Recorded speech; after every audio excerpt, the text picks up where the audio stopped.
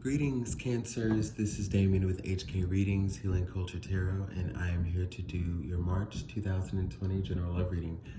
This will be for Cancers by Sun, Moon, Rising, Venus, and or Jupiter, so stay tuned to see if any of the messages resonate with you. Today, y'all, I'm going to be reading from Tarot of the Orisha, and we'll pull some goddess guidance if necessary to see what's coming in for you in love for the month of March, where you're at, some good sound advice, okay? Let's go ahead and get into it.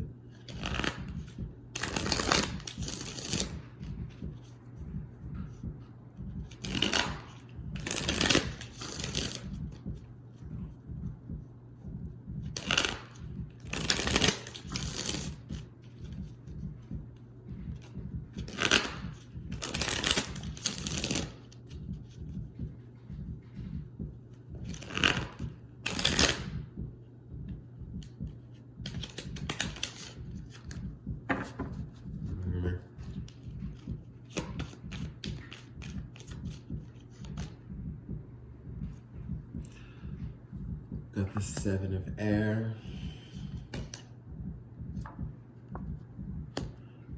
crossed by the Seven of Water, crossed by the Four of Air.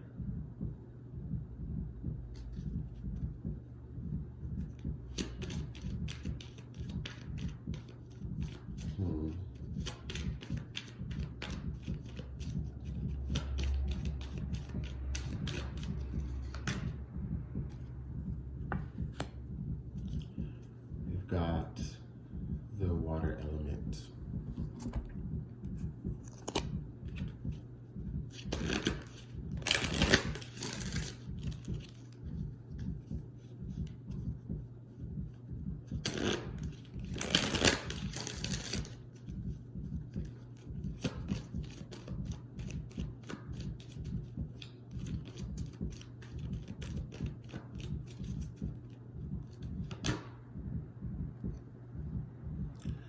Diana, focused intention.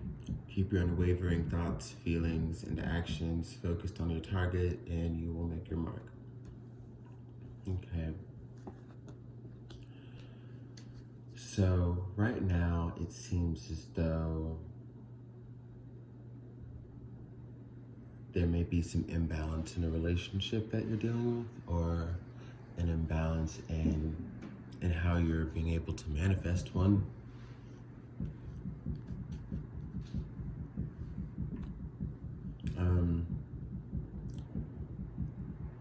It's like a big emphasis on watching your words, your thoughts, your feelings, where you put your energy, what you still allow yourself to be attached to, what you have not let go of. You know, the energy that we put out, that's a reflection of the energy that we maintain within us, you know, whatever good or bad we choose to keep. You know, they cast spells that are going to be in our favor or possibly not, and getting the feeling that they will consume you or entrap you and become you if you don't get rid of them fast enough.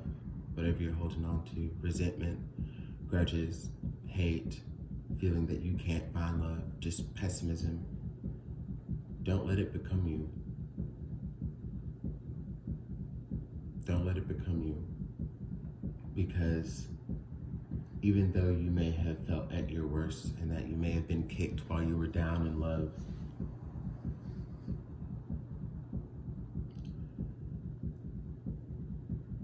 the hardest, like the thing that makes it the hardest to get out of it actually deals with the self-infliction, you know, and the internalization. And it's not to take away from the fact that things may have not been fair for you in love, maybe haven't worked out, disappointments, heartbreaks, which led to high walls and distrust, you know.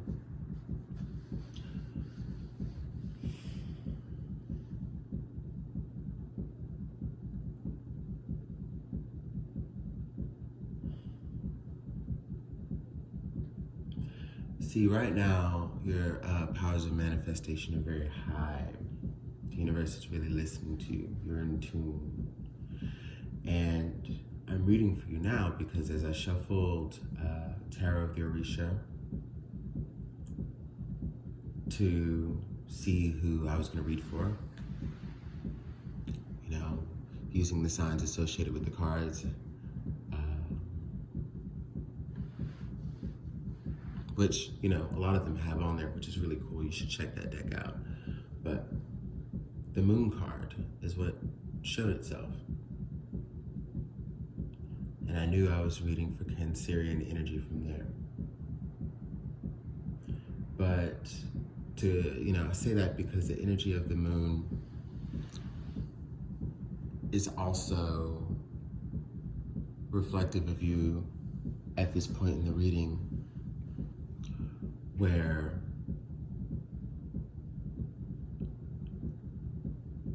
within those high levels of manifestation, Cancer, because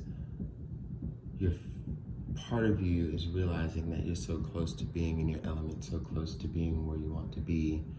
You can give up and set yourself back by a simple mistake like a thought or an action, but I guess where I'm getting at is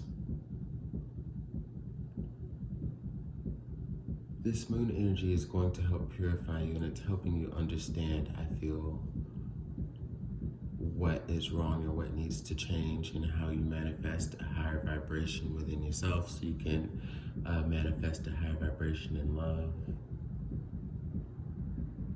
You're thirsty for it. The Seven of Air here.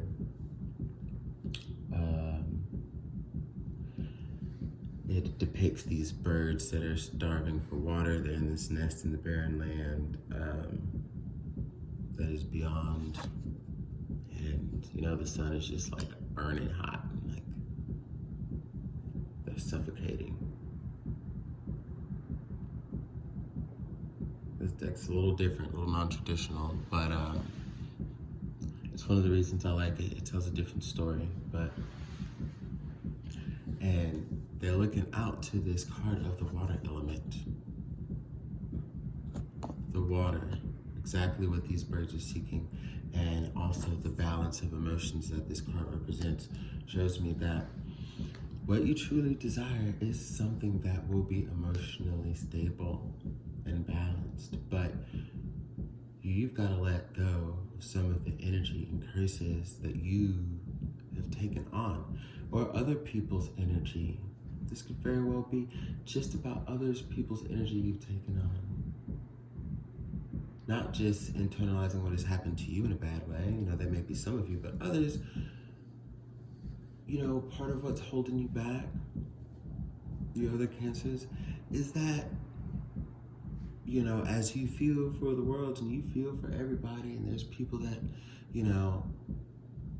I was wondering why that song came to me yesterday when it did, because I didn't resonate with it, but it just pops in my mind now. That song Tattoo from Jordan Sparks.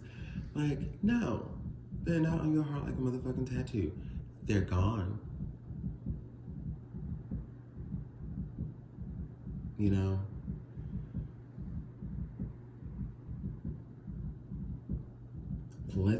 Let their energy go. Like, if they're not in your life especially, or there are people that who are toxic that you need to get out of your life, remove them. And the imprint doesn't need to stay. You can always have memories of someone, but you can let go of the imprint that they have on your emotional life like that. That's very taxing and very draining. Because it's the only way you're going to balance yourself out to bring it in that same thing in a partner. Because it's not just about the patterns of folks that you've dated that will dictate who you end up with. It's the patterns you have with friends. So on all levels, and certain family members, on all levels, people that contribute toxic energy and behaviors need to just gotta separate yourself from that. Because I see that there's just a lot of energy around you that maybe unbeknownst to them. Like, it's perhaps not all of their intentions. Some of them, yes.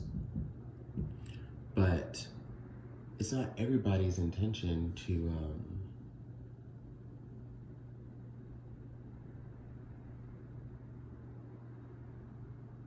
my God, my mind is all over the place. It's not all of their intentions to necessarily bring you in balance, but they still affect who you end up with, in a sense. Like, the energy that you allow them to give to you, whether it's inadvertent or not, on whatever level, familial, romantic, you know,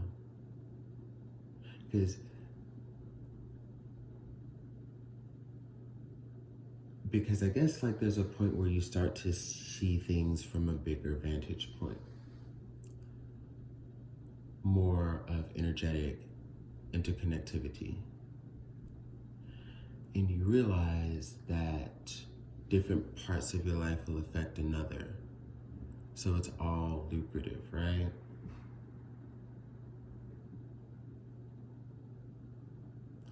So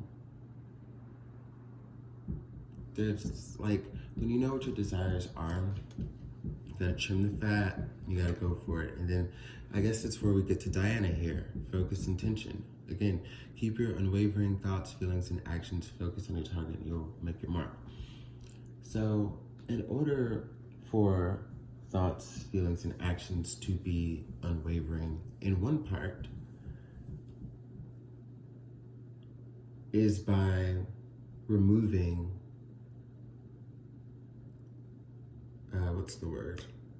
removing distractions. You know, removing those people who prove to be obstacles. Remove those people who aren't at the same vibrational frequency as you, because, you know, you can't just keep people around because you love them or you've known them for 10 years or y'all have a kid together. That doesn't, hey, you gotta do what's right and what's healthy, okay? You don't have to hang on to anybody or anything, their energy, or even down to others of you who just constantly think that, like, you know, oh, maybe someone will change and they'll come back around and, you know, they'll finally be ready for the love that I have to give. That ain't gonna happen. Because the universe is prepping you for something bigger and something greater.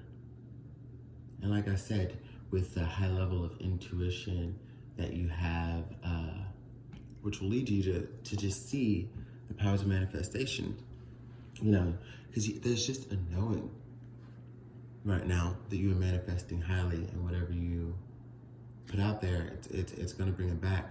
And that's what I was getting from the Seven of Water here. Show you the imagery. And I showed you the Seven of Air. Here is the Four of Air. But as I talk about that, you know, that is the energy that we get from the card of Diana here, because it reaffirms you that you will undoubtedly make your mark. You will undoubtedly manifest or attract whatever, you know, your thoughts, feelings, and actions want to go towards. And if it's balanced, harmonic, emotional states within you, and also attracting that in a mate, like, that's just what you have to focus on. And anything that is of the old has to be removed, and anything that is outdated, anyone who is outdated, you have to cut the ties and cut the cords, because you're on the brink of something so great. This retrograde in Pisces has been full of miracles, okay? Full of miraculous beauty. For those people who thought that, you know, retrogrades were one way, as we ascend and we learn how to work with the energies, each time they come, they become grand and they become beautiful. And for those of you who this relates to, I can see that you are on your grand journey, because there no matter how tough things may seem, and no matter how much the purge may be uncomfortable, you know you are onto something great. You know you are manifesting highly. You finally know what you want. Know what you want, what you don't want, and you're just working on maybe being alone and sometimes lonely as new energy comes in. The beautiful thing is it's able to now because of the space that you've made for it. Yeah, let's get one more goddess guidance, okay?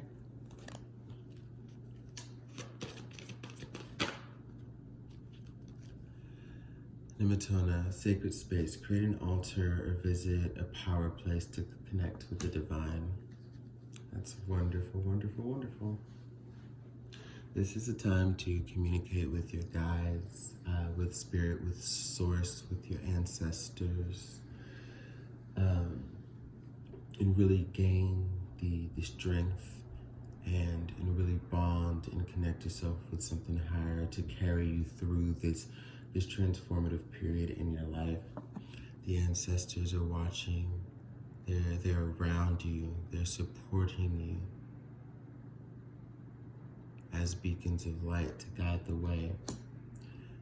You just have to communicate with them. Keep those channels open so that you may receive messages and receive them accordingly, properly, you know? Be one with the spirits, you know? Create an altar if you don't have one. This is an amazing time to do so. Anytime is an amazing time to do so. And just have a place where you can go to and center and occupy it, you know? This is an opportunity to step into a lot of power within self, and therefore have a powerful world that you live in, that, you know, that's around you, that becomes your bubble. So it's amazing. I might just title it such, you know, stepping into power. But decide what you want. Set that intent. Be honest and open and detailed with spirit, source, the ancestors, and you'll have it. You may just be breaking a generational curse.